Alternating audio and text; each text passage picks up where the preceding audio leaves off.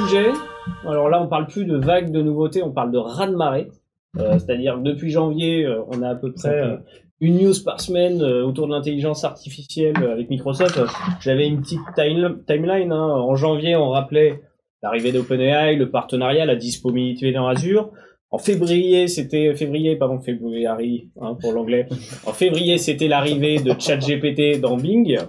C'était notre dernier sujet. On commençait à discuter. Maintenant, on l'a tous, ça y est. Hein, j'ai Bing sur mon portable, comme tout le monde. Bien sûr. Et je lui pose même des questions pour me créer des images. C'est fini, mid-journée, tout ça. C'est plus facile. C'est toi qui as créé l'image avec le pape, c'est moi qui ai créé avec le pape et sa grosse douce. En tout cas, super stratégie. Encore une fois, on l'a dit, impressionnant comment Microsoft déroule son plan d'action. Et ça continue parce que du coup, donc début mars, on avait l'annonce de Copilot dans Dynamics, voire dans Viva Sales. C'est comme ça que ça a commencé. Ouais. Et puis après, c'est la grosse news. Donc là, c'est autour de Microsoft 365 et de la Power Platform. On a l'arrivée de ce fameux Copilot. Alors, n'est pas nouveau, qui existe depuis longtemps, et non, ce n'est pas Clippy, le trombone.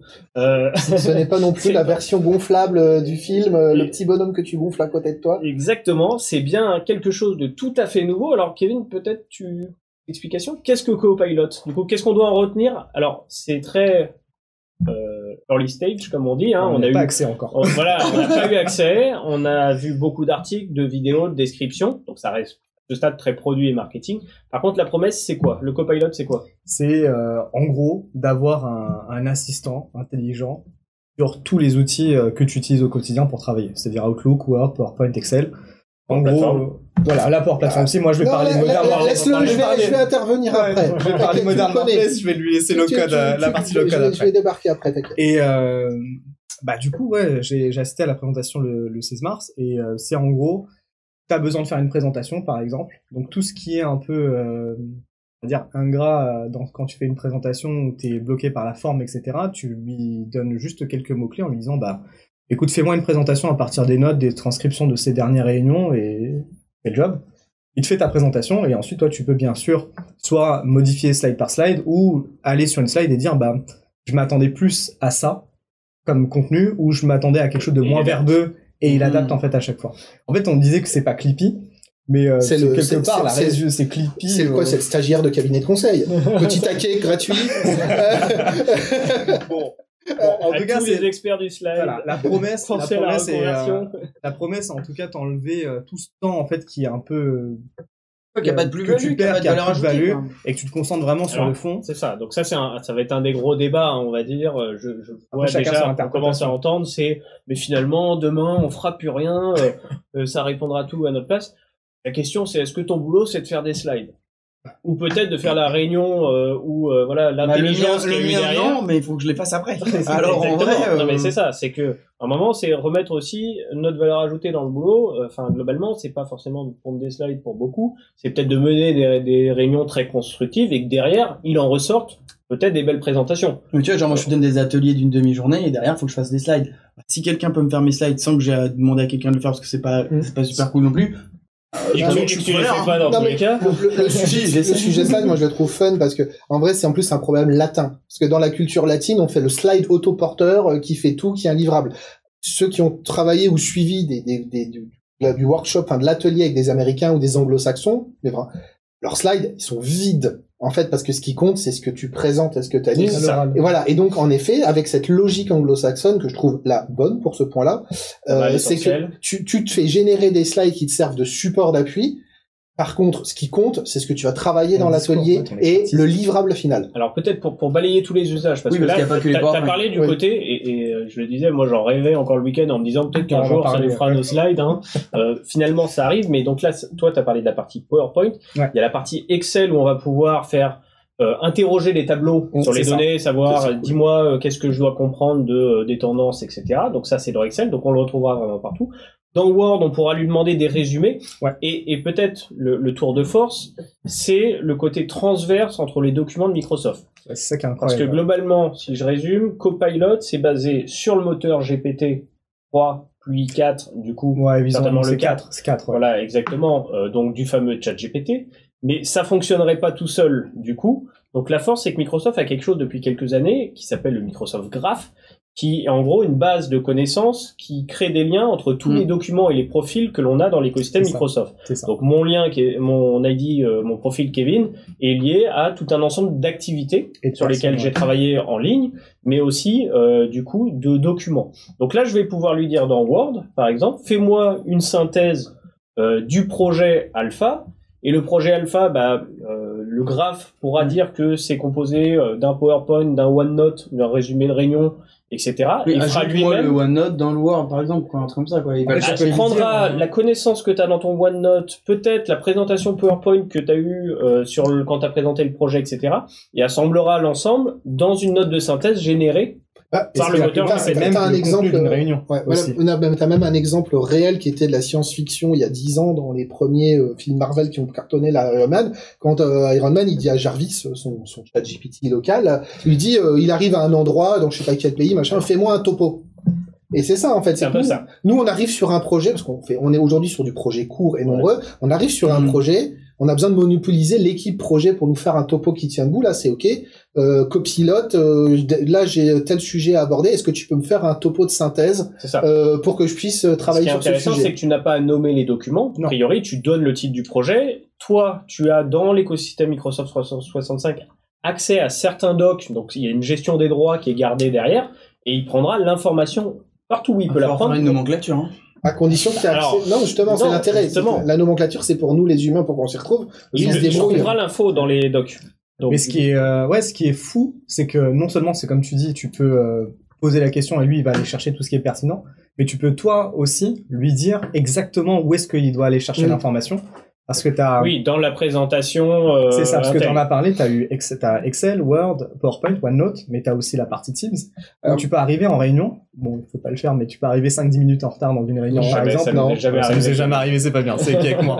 Et tu peux demander tout discrètement, sans déranger personne, en fait, le topo, le fameux topo, quand Copilot, donc on aura un petit Copilot à droite. Fais-moi un topo de ce qui a été dit au début. Voilà, et qu'est-ce qui va se passer? Tu vas écrire sur la conversation et tout le monde va voir que tu l'as fait. Non, justement, parce que c'est une conversation à part. Et ce que tu peux demander dans ton fameux Word, justement, tu peux dire, constitue-moi aussi par rapport à l'échange Teams. Oui. Donc là, on a quoi? On a le transcript qui s'active. Mais moi, j'ai une question justement à ce niveau-là. Le transcript à l'heure actuelle, c'est en anglais? Non, tu peux changer la langue. Là, tu peux changer maintenant, là? Ouais, depuis un certain temps déjà, tu peux mettre la langue de quand il considère que tu parles toujours anglais, il y a un problème. Et puis surtout, il a encore parfois du mal, dans une situation comme on vit aujourd'hui, il a encore un peu du mal. Il faut que les gens parlent de façon séquentielle. Il y a des modèles qu'ils ont montrés, et là, je ne prends pas mes propos discriminatoires, mais dans certains pays, ce genre de technologie où la culture fait que tout le monde parle en même temps, ça ne marche pas. Ça ne marche pas. Les pays latins, globalement, on a la culture de tous parler en même temps. C'est très compliqué. Le transcript, il a vraiment du mal à identifier encore les voix. Il y a des progrès. Parce que, attention, sur Teams, le transcript, il n'a pas besoin d'écouter les voix en même temps parce qu'il sait qui parle depuis le micro. Donc, en fait, lui, il a des flux audio différents. C'est à condition qu'on soit tous à distance et qu'on travaille. Oui, c'est ça. Si on est tous dans cette pièce-là, pour ça, je prends l'exemple, on a un micro. Meeting Teams, il sait qui parle, il a le profil, etc. Donc ça, c'est la grosse annonce. C'est un assistant qu'on va retrouver partout dans Outlook, Dynamics, et tout l'écosystème Microsoft, donc 365 avec Excel, Word, etc. On pourra lui demander à peu près ce qu'on veut. Et comme ChatGPT, c'est-à-dire qu'il va retenir ce que il aura fait, et on pourra rebondir. Il y aura le contexte et rebondir en disant peux-tu ajuster ça, rajouter une slide sur ça. Et c'est censé se faire assez simplement. Après, c'est ça. La promesse est belle. Dans ton contexte d'entreprise en plus. Donc, la promesse est belle. Apparemment, c'est fin 2023. Donc pour confirmer si c'est aussi beau que la promesse. On verra bien. C'est bien vendu, on va l'attendre. Au début, non? Oui, il y a tout Moi, parce que là, en ce moment, il y a la preview de Microsoft Loop, par exemple, et Copilot est intégré à l'intérieur. Par contre, là, c'est grisé, ce qui a marqué qu'il y a une demande du service qui a explosé. Mais c'est déjà là, quoi. Et du coup, tu peux pas l'activer. Mais en théorie, c'est déjà là sur Loop. Okay. Et donc, du coup, ça, c'est Microsoft 365. Côté Power Platform, on va retrouver le même Copilot? Alors, moi déjà, je veux juste rebondir sur un truc. Comme tu as dit, j'ai grincé des dents et tu l'as vu au début. Copilot, c'est pas nouveau. C'est nouveau pour les gens du commun des mortels. Dont tu ne fais pas partie. Voilà. J'en fais partie, a priori. Tu en fais partie parce que maintenant tu as dit qu'il y a du code côté chez toi. Non, parce que les développeurs. Écoutez-le, Gordon. Non, je me suis fait même alpaguer par nos développeurs qui quand ils nous ont entendu préparer, ils m'ont dit non mais qu'est-ce que vous racontez les gars? Je vois très bien lesquels. Hein. Voilà, nous Visual Studio, qui est l'outil que les développeurs utilisent non mais on l'a Copilot depuis longtemps les gars, hein, détendez-vous. Hein. Alors ils parlent pas de juste dans Visual Studio. Visual Studio, voilà, dans les outils de développement. Alors je parle pas de je commence à taper un mot et ça me suggère juste la fin du mot.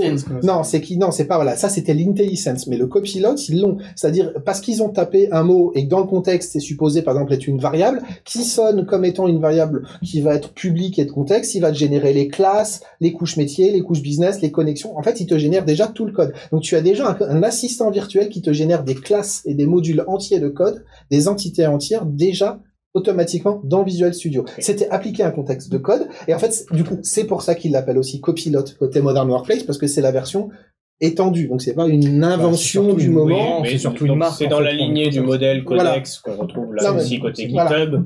Donc en effet, c'est pas nouveau, ça fait des années que ça se travaille. Mais au moins, ça arrive à maturité. Comme la Power Platform, qu'on en entend parler que depuis 2019, vraiment, alors qu'en fait, ça fait longtemps que c'est là, mais c'est parce qu'en 2019, quand la Power Platform a vraiment explosé, et je refais le lien avec ce que tu disais Copilot, c'est l'arrivée de l'IA. iBuilder dans la Power Platform, qui est le module IA, c'est 2019. C'est marrant, c'est l'année où la Power Platform a alors à l'époque, on faisait quoi, un peu d'OCR, des choses comme ça. Voilà, c'était de caractères. Alors que moi, mon premier projet Power Apps, il date de 2015, de mémoire, à peu près, ou 2016, quelque chose comme ça. Donc en fait, tu vois, ça date. Et on est arrivé après avec tout ce qu'a raconté Benjamin. Il y a eu les débuts du langage naturel qui était dedans. Donc ça, c'était en Power BI. Nous, on a ça un peu en Power BI. Ouais, voilà, depuis 2021. Le Q&A qui est dans la base et qui aussi sera potentiellement concerné par Copilot. En 2022, on a rajouté le langage naturel pour parler à la Power Platform et les images, générer des applications à partir d'une image. Et là, globalement, on augmente grave la vitesse. On a ce qu'ils appellent des boosters. Donc maintenant, on parlait l'autre fois, les chatbots qui commencent à plus utiliser des bases de connaissances, mais du ChatGPT. Donc là, c'est ChatGPT. On en parlait la dernière fois. Et là, les grosses news qui arrivent, entre guillemets, qu'on range dans la catégorie copilote, mais qui sont côté là-dedans, c'est déjà toute une partie, en fait, génération d'applications ou de workflow. Attention, pour l'instant, on est au début. Grosse promesse aussi. On a la même chose dans la génération de nos rapports. Alors, pour l'instant, on est assez lié à ce qu'a raconté Benjamin, c'est-à-dire que nous, on en est au niveau de je vais exprimer mon besoin, il va me générer mes entités, donc mes tables, mes bases de données, en model driven, qui est donc la base de données intégrée à l'environnement Microsoft, donc pas encore dans toutes les technos de base de données, on l'a juste là-dessus. Faire un type de... Et vu que cette techno-là est faite pour être associée à des interfaces des interfaces d'utilisateurs adapté à ces bases de données, automatiquement, je génère ma base de données en model driven, j'ai mon application qui vient avec. Donc quand Microsoft dit je génère des applications grâce à tout ça, non, attention, tu génères dans un contexte précis qui est le model driven, donc c'est-à-dire en gros piloté par la donnée, donc je crée des tables dans ce modèle-là, donc automatiquement j'ai l'application en V1 qui sort.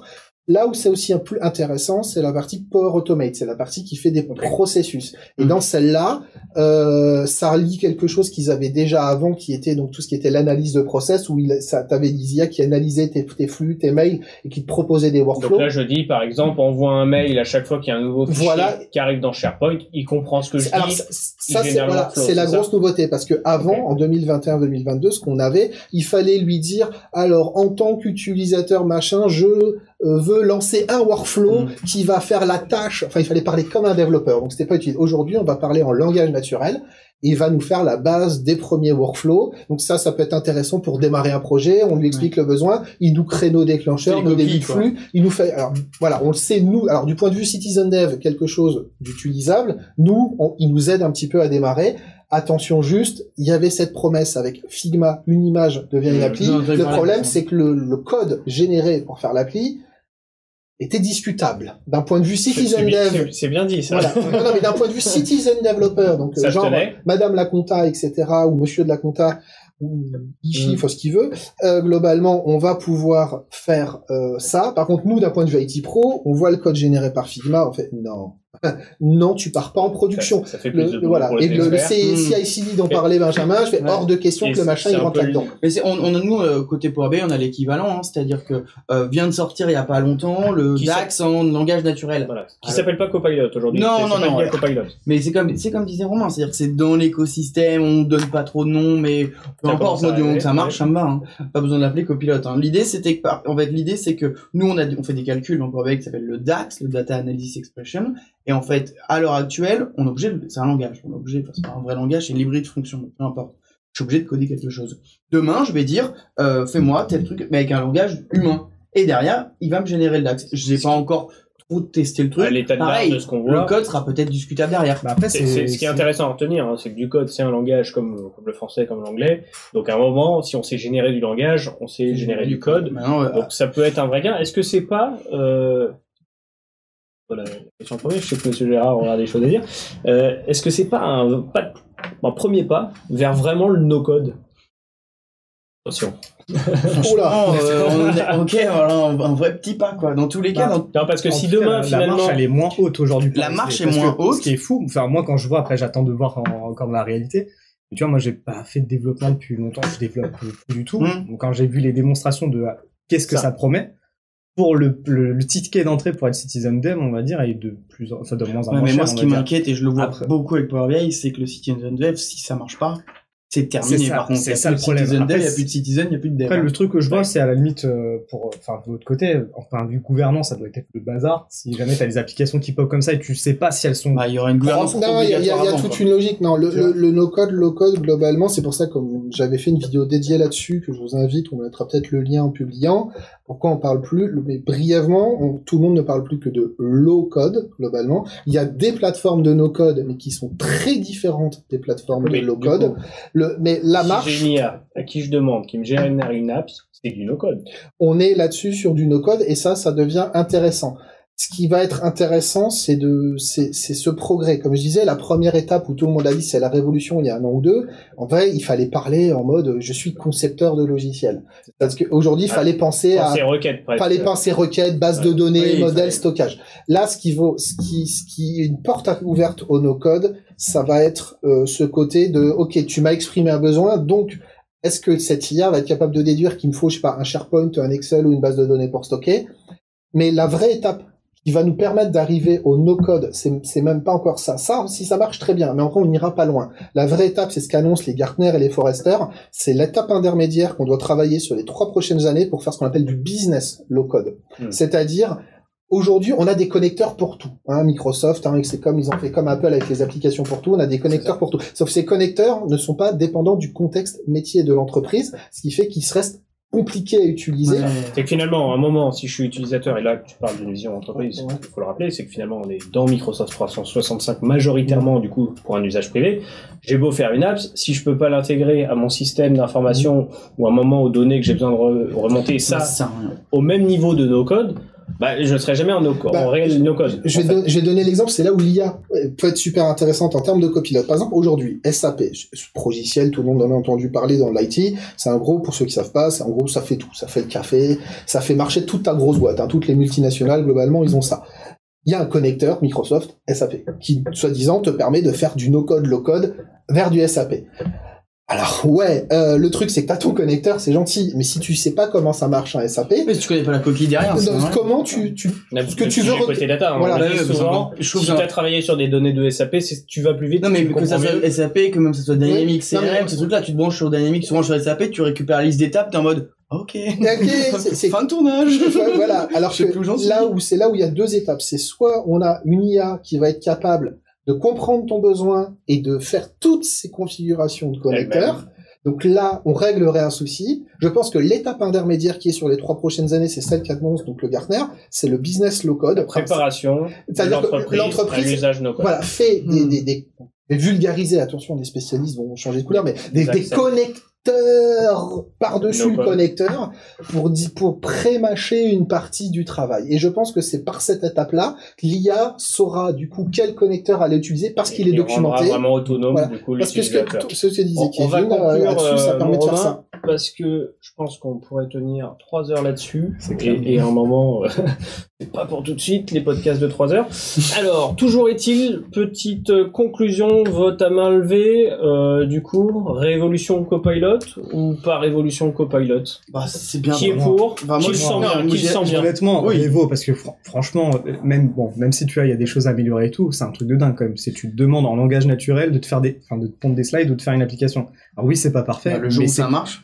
non, mais Moi, je c'est suis quand en même, mode- c'est quand même dingue. Entre eux, Plutôt, je dirais pas satisfait de révolution, l'annonce. mais je suis en mode, On s'y attendait pas. franchement, si la promesse est tenue, c'est une dinguerie. Moi, pour l'instant, on en est comme dans le film. Y a-t-il un pilote pour sauver l'avion? Y a-t-il un pilote pour sauver l'avion? Le copilote, ils appuient sur un bouton, il y a une poupée gonflable qui apparaît en tenue de pilote, et il est capable de faire voler l'avion. Par contre, pour le faire atterrir, il faut toujours un humain.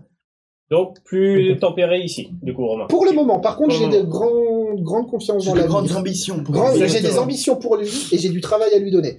On va conclure ce deuxième épisode sur pas mal de débats. Du coup, en effet, il y a de l'innovation, il y a de la disruption, et ce fameux mot qu'on aime dire, hein, désolé, je l'ai redit.